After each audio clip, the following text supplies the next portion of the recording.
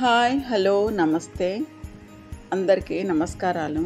ఈరోజు మా pure smile charity తరఫున చంద్రమౌళి నగర్లో ఉన్న 100 మంది పేదలకు ప్రేమతో అన్నదాన కార్యక్రమాన్ని నిర్వహించాము. ప్రతిరోజు మనం చూస్తూ ఉంటాం, పేదవాళ్ళు, వృద్ధులు, చిన్నపిల్లలు ఆహారం కోసం ఎదురు చూస్తూ ఉంటారు. అందుకే ప్యూర్ స్మైల్ చారిటీని స్థాపించిన రోజు నుండి మా లక్ష్యం ఒక్కటే, ఎవ్వరూ ఆకలితో ఉండకూడదు, ప్రతి పేదవాని పెదవులపైన చిరునవ్వు చూడాలి.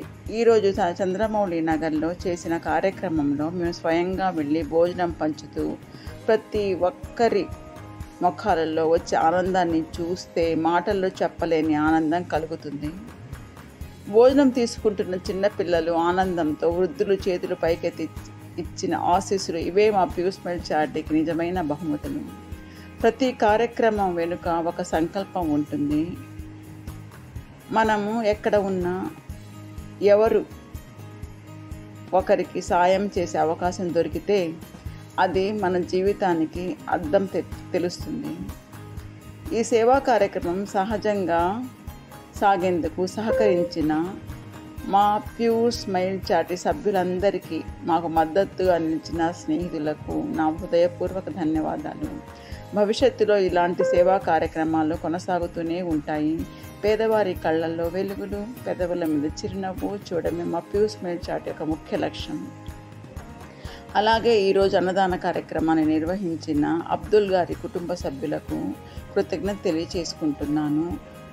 వారి కుటుంబ సభ్యులు ఆయురారోగ్యాలతో సుఖంగా, సంతోషంగా ఉండాలని, వాళ్ళ కోరికలన్నీ నెరవేరాలని, మా సంస్థ తరఫున ఇంకా ఎన్నెన్నో సేవా కార్యక్రమాలు నిర్వహించి ఎంతోమంది నిరుపేదలను ఆదుకోవాలని నేను ఆ భగవంతుని ప్రార్థిస్తున్నాను. అలాగే నా సంస్థ తరఫున అన్నదానాల కార్యక్రమాలు నిర్వహిస్తున్న ప్రతి ఒక్కరికి పేరు పేరున కృతజ్ఞత తెలియచేసుకుంటున్నాను. మా ప్యూర్ స్మైల్ చారిటీ స్థాపించింది స్వచ్ఛమైన నవ్వులు పంచే వారి పెదవుల మీద కళ్ళల్లో వెలుగులు, పెదవుల మీద చిరునవ్వు. ఇదే మా సేవా సంస్థ యొక్క లక్ష్యం అన్నమాట.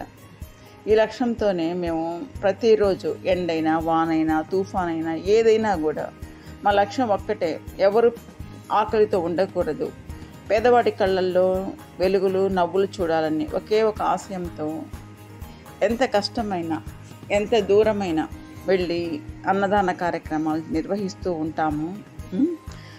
ఈ ఏరియా నాకు చాలా దూరం. యాక్చువల్గా ఇది చంద్రమౌళి నగర్ కాలనీ, అంటే చాలా లాస్ట్లో ఉంటుంది. వైకుంఠపురం వెంకటేశ్వరపురం కాలనీ దాటిన తర్వాత వెళ్ళాలి, అది చాలా దూరం.